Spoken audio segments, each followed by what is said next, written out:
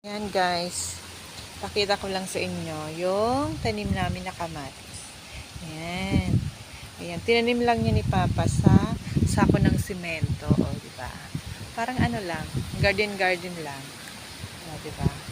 Ang lalaki guys, ito tingnan. Tingnan malalaki, Ito pa Pero mga hilaw pa sila guys. O di ba? Mga hilaw pa. Ito ang laki as in. Kasi ang mahal ng kamatis ngayon guys. Kaya naisipan na lang namin magtanim ng kamatis. Pati mga sili at sibuyas ang mamahal. Ayan. Pero ang laki talaga ng bunga guys. Tingnan nyo. Nasaan na yun? Pero mga hilaw pa kasi. Wala pang hinog. Wait lang. Tingnan natin naman. Ayan may nahihinog na. Pero maliit siya. Halat. Wait lang. Ayan hinog na kamatis malapit na siya. Di ba? Yan. Hinog na siya. Tsadan, tsadan. Ayan ang sarap. Parang ang sarap mamitas.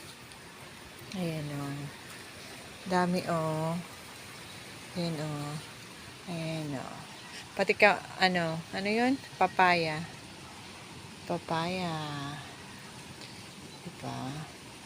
Tapos, ang sunod namin tinanim. Dahil nga guys, ang mahal ngayon ng mga bilihin kasi nga binagyo.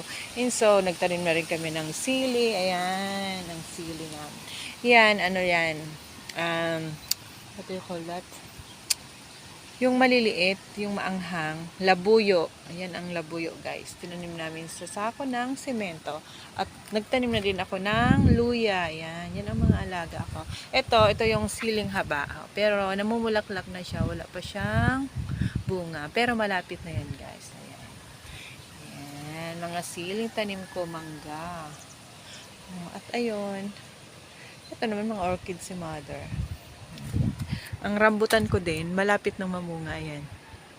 Ay, hindi siya rambutan, lunggan pala, sorry. Lunggan, it's a lunggan. Diba? Ang taba ng aking luya. Ayan, pag gusto mo lang magdilig, ayan, yung tubig, malapit lang. Kuha ka lang dyan. Ayun yun yung dating sili, kaso ano na siya guys. Yan, yun yung matanda na sili. Ayun yun yung kamyas, maliit pa. Ayan. Diba? Ayan yung tubig na pandilig. Ayan. Yung mga matanda na sili. Ayan, nilagay na namin dyan sa gilid kasi nung binagyo, talagang siya, naubos yung mga dahon yan guys, in fairness. Naubos yung dahon.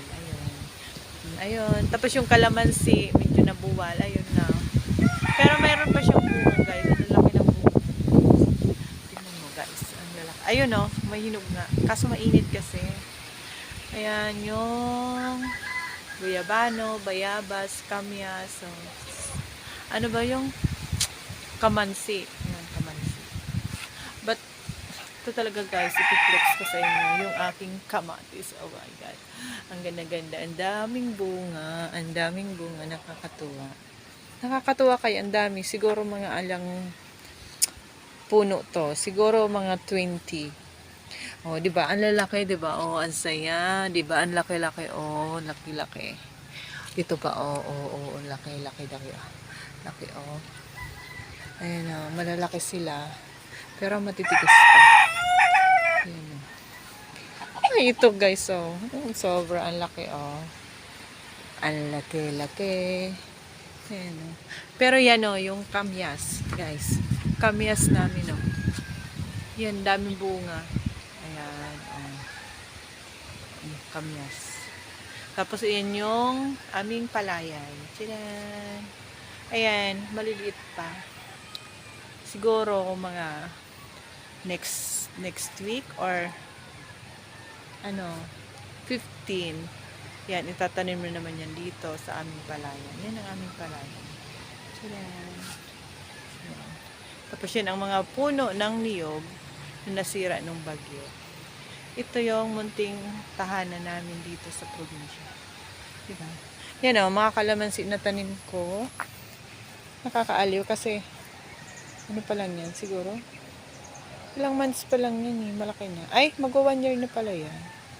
Mag-1 year na. So, wala na yung tinanim ko. Wala akong libangan, kundi yan lang. Magtanim. Ayan.